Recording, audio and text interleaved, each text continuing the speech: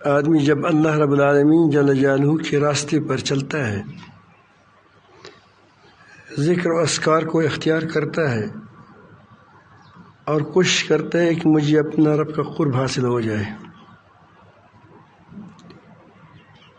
تو اس کو دو قسم کے حالات کا آنا لازمی ہے۔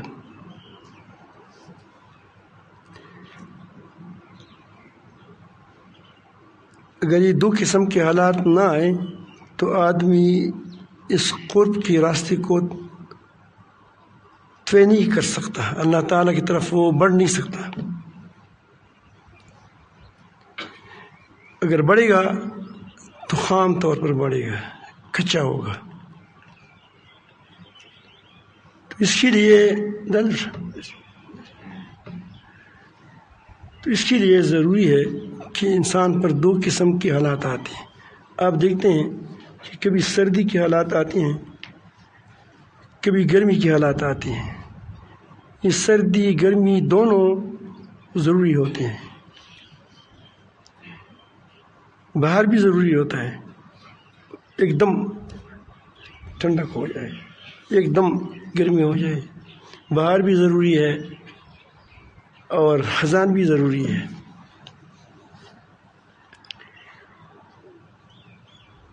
انسان پر ایک حالت یہ آتی ہے کہ جب وہ عبادت کرتا ہے، ذکر کرتا ہے، نماز پڑھتا ہے، تہجد پڑھتا ہے، تو پھر اس کو کبھی ایسا ہوتا ہے کہ اس کو مزہ آنے لگتا ہے، اور بڑے خوش ہوتے ہیں، رب العالمین کے ساتھ مناجات کرتے ہیں، گویا بس وہ بڑا سرور ہوتا ہے، سرور لطف ہوتا ہے۔ اب ظاہر ہے کہ اگر اس حالت پر انسان مستقل طور پر رہے تو وہ اس کا پتہ نہیں چلے گا کہ تم دوسری حالت میں کیا کرو گے۔ اگر ایک آدمی خوش ہو، چاہے گرمی کے اندر ہو، چاہے سردی کے اندر ہو، چاہے آگ کے اندر ہو، تو خوش ہے، تو وہ اس کو مٹھاس حاصل ہوتا ہے۔ حضرت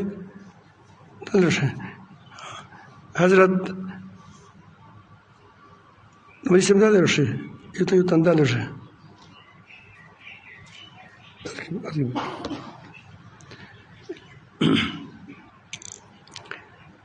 تو اس کو تو اللہ رب العالمین انسان عزیز آدمی پر کبھی کبھی وہ حالات لاتے ہیں کہ وہ اس میں آدمی کو سکون ہوتا ہے، بیٹھ جاتا ہے، بیٹھے بہت جگہ ہے، سکون ہوتا ہے، آدمی کو لطف ہوتا ہے۔ تو اس حالت کی ایک نقصان ہے،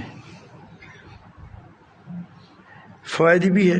فائدہ یہ کہ آدمی چلتا رہتا ہے، خوش ہوتا ہے، عبادت میں مزہ ہوتا ہے، حالہ تہجد ہے، یہ نمازیں ہیں، یہ لا الہ الا اللہ ہے، اللہ ہے، بس چلتا رہتا ہے۔ تو اس سے ظاہر ہے کہ اس کی عبادت میں زور ہوگا، طاقت ہوگی اور شوق ہوگا، محبت ہوگی۔ تو یہ حالت اس کو کہتے ہیں ہمارے صوفیاء، ہمارے مشائخ، کہ اس کو بسط کا نام دیتے ہیں، بسط، یعنی آدمی خوشحالی میں ہو، دل کی خوشحالی کو کیا کہتے ہیں؟ بسط کہتے ہیں۔ مالی خوشحالی نہیں، دل کی خوشحالی کو۔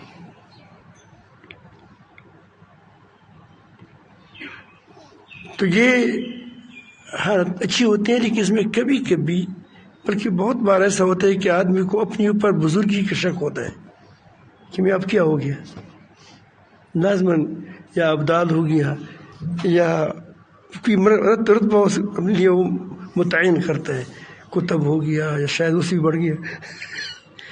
اسی پر پہنچ گیا کبھی کبھی لوگ مہدی کا دعویٰ بھی کرتے ہیں۔ جتنے لوگ مہدیین ہے جو آج وہ اسی حالت میں کیا ہو جاتے ہیں، وہ یہ نقصان اٹھاتے ہیں۔ حالانکہ اس کا مطلب تو یہ ہوتا ہے کہ آدمی اللہ تعالیٰ جل جلالہ جس طرح بچہ ہوتا ہے اسکول نہیں جاتا تو وہ کہتے ہیں کہ 5 روپے لے لو، 8 روپے لے لو، 10 روپے لے لو، مٹھائی دیتا ہے کہ تاکہ چل پڑے۔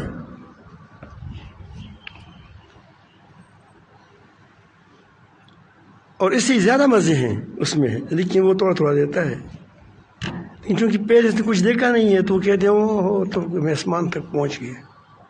ہمارے ہاں پشتو میں ایک مثال ہے کہ جب مرغا جوان ہو جاتا ہے تو وہ اوپر کی چھت پر آرام سے پاؤں رکھتا ہے کہ ایسا نہ ہو کہ چھت میرے نیچے گر جائے۔ میں بہت بھاری ہو چکا ہوں اور بہت مضبوط ہو چکا ہوں، اس پہلوان کے نیچے کہیں ایسا نہ ہو کہ کیا ہو جائے، چھت گر جائے۔ اس طرح یہ بادشاہ بھی سوچتا ہے کہ میرے ایک اف کے ساتھ دنیا اڑ جائے گی، لیکن ایسا ہوتا نہیں ہے۔ اس کو کیا کہتے ہیں؟ بس اب یہ تو نقصان تو ہے کہ آدمی کے اندر تھوڑا نخرہ پیدا ہو جائے، ناز پیدا ہو جائے، اپنے اوپر بزرگی کا گمان ہو جائے، تو یہ اس کا نقصان ہے۔ فوائد اس کی ہے کہ آدمی ذوق و شوق سے عبادت کرتا رہتا ہے۔ تو اس حالت میں آدمی شکر کرے اور اللہ رب العالمین جل جلالہ سے عافیت مانگے اور اپنے آپ کو بڑا نہ سمجھے۔ کتنے بڑا بزرگ جگہ نہیں دیتا اس میں، اس کو وہ کیا گاڑی میں پہلی فرنٹ سیٹ پر کیوں نہیں بیٹھا؟ تو یہ چیزیں دل میں نہ لائیں، آئیں گی آپ کو، کہو کہ نہیں یہ آپ کا کیا ہے، وہ دل کا غبار ہے، دل کا غبار ہے۔ اسی قسم کی حالت وہ ہوتی ہے کہ پھر کبھی اللہ تعالیٰ جل جلالہ اس سے خواہش کو نکال دیتا ہے، شوق کو نکال دیتا ہے۔ اس کی وجہ کبھی ناز کی بڑھوتری ہوتی ہے، ناز بڑھ جاتی ہے، تو اس سے آدمی کو تھوڑا سا اس نے تیر کو سے نرم کرنا چاہتے ہیں کہ تاکہ یہ پٹ نہ جائے۔ یا کبھی ایسا ہوتا ہے کچھ تھوڑی سی بد نظری ہو گئی یا اپنے آپ کو بڑا بول دیا، لیکن اللہ تعالیٰ جل جلالہ اس کو کسی نہ کسی طرح یا ویسی بھی اس کو عبادت کا شوق اس سے کم کرتا ہے، یہ عادت بن جاتی ہے، اس کی عادت کے بعد بھی ایسا ہوتا ہے۔ تو یہ آدمی پھر اعمال چھوڑتا ہے، اس کا نقصان یہ ہے۔ اور اگر وہ اعمال مضبوط رہے اس وقت جس وقت پہلے عمل کرتا اس میں کمی نہیں کرتا، ٹھیک ہے کیفیت میں کمی ہوگی کیونکہ وہ شوق نہیں ہے، لیکن وہ اعمال میں کمی نہیں کرتا، تو یہ ترقی کرتا ہے آگے۔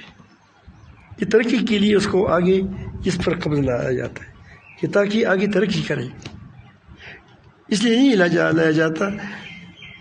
حضرت آدم علیہ السلام کو زمین پر جو اتارا تھا بسط کی حالت میں تھا، مزہ میں تھا، تو زمین پر لایا تھا تو یہ اس کی ترقی کے لیے تھا یا تنزل کے لیے تھا؟ ترقی کے لیے تھا، ورنہ اس کو جنت المأویٰ نہ مل جاتا، یہ تو ترقی کے لیے تھا کہ وہ ایک برزخی جنت ہے یا دوسری جنت ہے، جنت کی بڑے اقسام، تو وہ ترقی کے لیے تھا۔ یہ اس لیے آیا کہ تاکہ وہ روئے دوئے، وہ میرا کیا ہوا، اللہ پاک معاف کرے، تو کیا اللہ تعالیٰ فرماتے ہیں فہدا، اس کے بعد آتا ہے کہ جب یہ روئے دوئے کیا تو پیغمبر مل گئے فہدا۔ تو یہ اس کی فوائد بہت زیادہ ہوتے ہیں، اسی لیے قبض کی حالت میں بزرگان دین زیادہ خوش ہوتے تھے۔ جس طرح آدمی کسی بڑے اپنی سی عمر میں بڑا ہو، یہ چھوٹا سا ہے، اس کو کبھی وہ گرا لیتا ہے تو بڑا خوش ہوتا ہے کہ میں نے کیا گرا لیا ہے، میں نے اپنے سے اوپر بہت بڑے آدمی کو گرا لیا ہے، یا اپنے دشمن کو نیچے گرائے. تو اس طرح یہ آدمی کہتے ہیں کہ میں نے نفس کو گرایا ہے. کیا ہے؟ نفس کو یہ چیزیں وہ اچھی نہیں لگتی. میں کہتا ہوں اب ٹنگ شوے تھا، اب اس ٹنگ شوے تھا.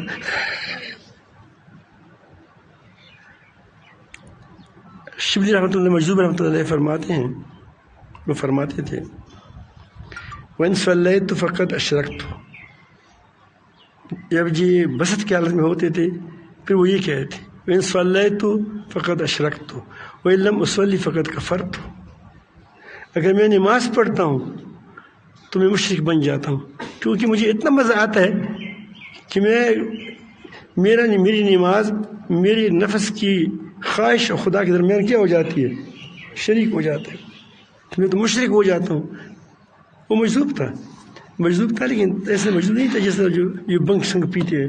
اللہ کی محبت میں مجذوب ہو گیا تھا. ایک آدمی اس سے کہا کہ اگر کسی کی جیب میں 1 روپیہ ہو، 2 روپیہ ہو، 1 روپیہ ہو، 1 دینار ہو یا 1 درہم ہو، وہ کتنا زکوٰۃ نکالے گا؟ اس نے کہا کہ 2 روپے. 1 روپے اس کی جیب میں، 2 روپے زکوٰۃ کیسے نکالے گا؟ اس نے کہا کہ یہ 1 روپے جرمانہ ہوگا. کہ تم نے کیوں جیب میں رکھا ہے؟ مجذوبوں کا اپنے کا ہار ہوتا ہے. تو وہ کہتے ہیں کہ اگر میں نماز نہیں پڑھتا تو پھر تو اللہ پاک کے حکم کو توڑتا ہوں، باغی ہو جاتا ہوں. یہ قصد نہیں پڑھتا آدمی. تو یہ اس لیے میں بتا رہا ہوں کہ وہ قبض کی حالت میں کبھی بہت خوش ہوتے ہیں. وہ کہتے ہیں کہ بس اب مجھے موقع ملا کہ میں اپنے منصب کو گردن میں پکڑ لوں. نقصان اس کا یہ ہے کہ آدمی عمل کبھی کبھی چھوڑ دیتا ہے، اس کا یہ نقصان ہے.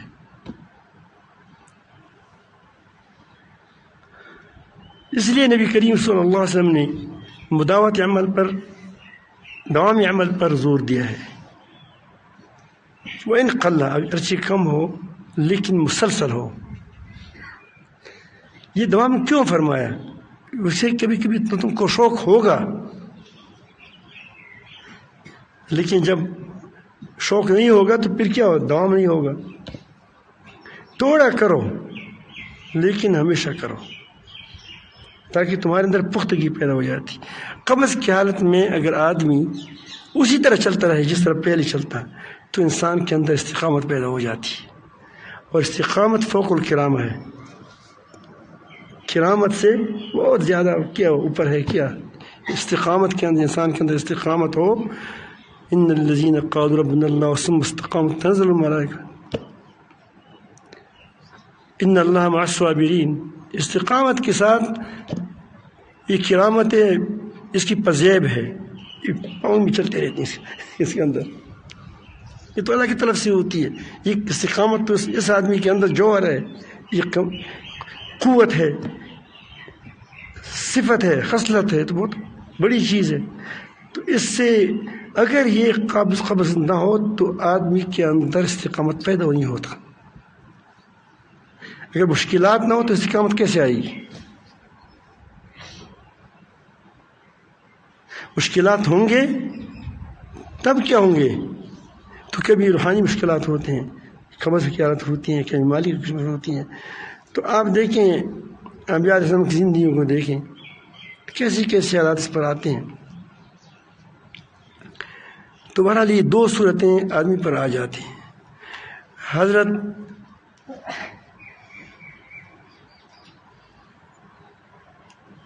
سلیمان ندوی رحمۃ اللہ علیہ تھے، غالباً سید سلیمان ندوی رحمۃ اللہ علیہ عالم. ان کو کسی نے خط بھیجا اپنی مرید نے کہ حضرت جب میں شوق ہوتا ہے، ذوق ہوتا ہے تو میں تہجد بھی پڑھتا ہوں، نفل پڑھتا ہوں اور ذکر اللہ کا ذکر کرتا ہوں، اور جب شوق نہیں ہوتا پھر فرض نماز بھی چھوٹ جاتی ہے. پڑھ لیا اسی کہ ماشاء اللہ مٹھائی کا نماز پڑھتا ہے.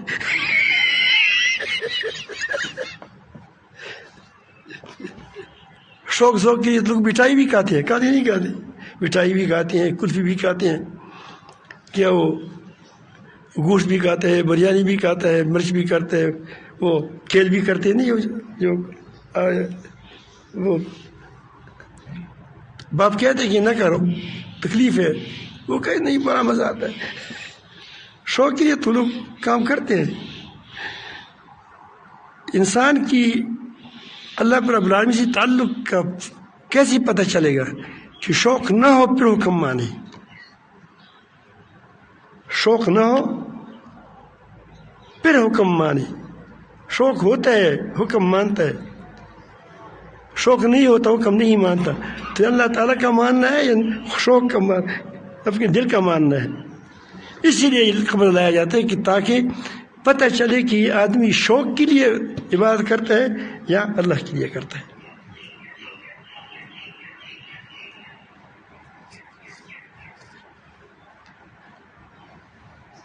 اسی لیے جس سے دل خفا ہو گیا ہو اور اس مستحق ہو کہ اس کے ساتھ مدد کی جائے، جب اس کے ساتھ مدد نہیں ہو رہی تو آیات اتر آئی.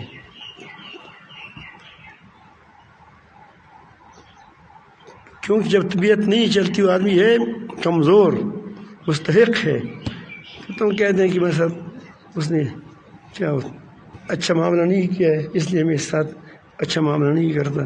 تو یہ تم جو پہلے اچھا معاملہ کرتے کس کے لیے کرتے تھے بتاؤ؟ وہ کس کے لیے کرتے؟ اگر اللہ کے لیے کرتے تو ابھی اللہ کے لیے کرتے.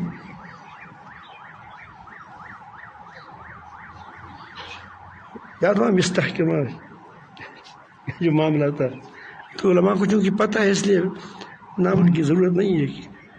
تو میں عرض کرتا ہوں کہ اس طرح یہ چیزیں جو ہوتی ہیں یہ قبض و بسط کی حالت میں، تو آپ قبض کی حالت میں آپ کا کام یہ ہے کہ آپ کمی نہ کریں عمل میں، پھر دیکھیں گے انشاءاللہ پھر بسط آئے گا. جب پھر بسط آئے گا پھر کچھ عرصہ کے بعد پھر قبض آئے گا.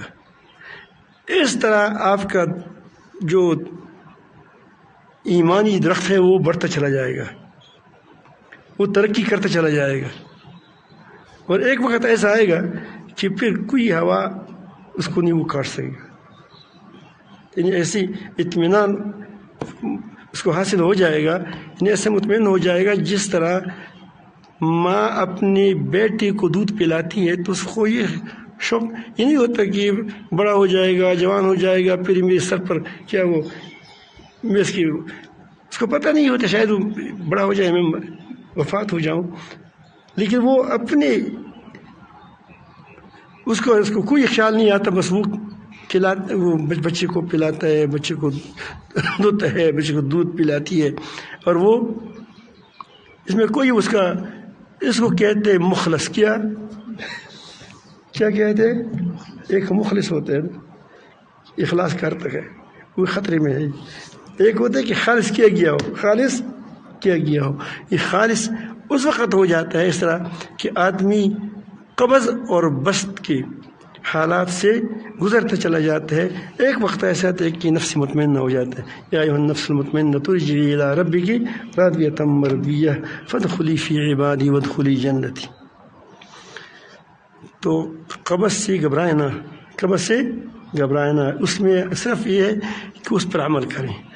اور اس کا ایک طریقہ یہ ہے کہ اپنے آپ کو اس میں فائدہ کیا ہے کہ ایک آدمی متواضع ہو جاتا ہے. پہلے آدمی اپنے آپ کو بزرگ سمجھتا تھا، اب کہتے ہیں کہ میں تو نکما ہوں. تو وہ اچھا تھا یہ اچھا ہے کہ اپنے آپ کو نکما سمجھے. ایک آدمی کے پاس شربت کا گلاس ہے،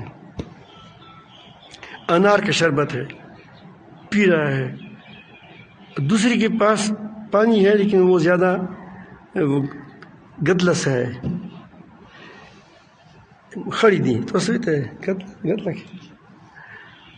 اب ایک حکیم صاحب ہے، وہ جب یہ شربت کو دیکھتا ہے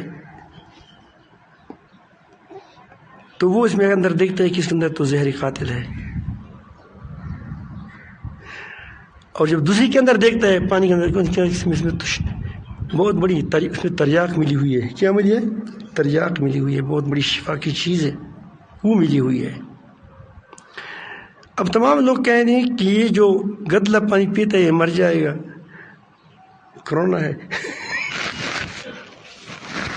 اس کا ماسک نہیں لگایا ہو کیا ہو جائے گا. اس وقت لوگ کہتے ہیں ماسک نہیں پیتے مر جائے گا. یاد پڑتا ہے میں کہا کہ اہل ماسک مریں گی.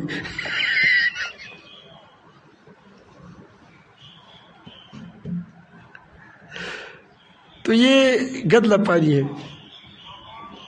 تو دونوں پر اب یہ عوام جو دیکھیں گے تو وہ اس حالت سے دیکھیں گے، کیونکہ وہ حکیم نہیں ہے. حکیم نے دیکھا ہے تو کون مرے گا؟ یہ جو زہر پیتا ہے. اس طرح کبھی کبھی آدمی کے اعمال اچھے ہوتے ہیں، نیک ہوتے ہیں، کہ اس کے اندر تکبر کا زہر موجود ہوتا ہے. اپنی جاہ، اپنی جاہ طلبی اور وغیرہ وغیرہ یہ چیزیں اس کے اندر ہوتی ہے. تو اللہ رب العالمین کی نظر میں وہ ہلاک ہو جاتا ہے اگر اس یہ چیز نہ نکالی جائے. تو اس ہلاکت سے بچانے کے لیے کیا کرتے ہیں وہ؟ اللہ تعالیٰ جل جلالہ سے وہ نکال دیتا ہے کہ اب کہتے. اور دوسری بھی کے اندر وہ بچ جاتا ہے، صحت مند ہوتے ہیں. وجہ یہ ہوتی ہے کہ اس کے اندر کی تریاق ہے. تو اس میں آپ دیکھیں گے کہ اگر آپ کو اس کے بدلے وہ تریاق ملتی ہیں، عاجزی ملتی ہے، اور دوام بھی ملتا ہے، عمل پر دوام بھی ملتا ہے، استقامت ملتی ہے، توازن ملتی ہے، تو کتنی بڑی چیز ہے. لیکن شرط یہ ہے کہ عمل نہ چھوڑیں. اگر عمل چھوڑتے ہیں تو اس کا مطلب یہ ہے کہ آپ عمل کس کے لیے کرتے تھا؟ شوق کے لیے کرتے تھا. اللہ تعالیٰ ہم سب کو اپنی محبت نصیب فرمائیں، نصیب فرمائیں. اس کے لیے استغفار کیا کریں، استغفار زیادہ کریں. بچت میں بھی استغفار کیا کریں اور قبر میں بھی استغفار کریں کہ اللہ تعالیٰ جل جلالہ اندر جو چیزیں پیدا ہوتی ہیں اس میں اس معاف فرمائیں. اور جو قبض ہے تو اس میں بھی استغفار کریں کہ ایسا نہ ہو کہ میں یا بھی کوئی خطا ہو گئی وہ معاف فرمائیں، گنہگار ہوں وغیرہ وغیرہ. ٹھیک.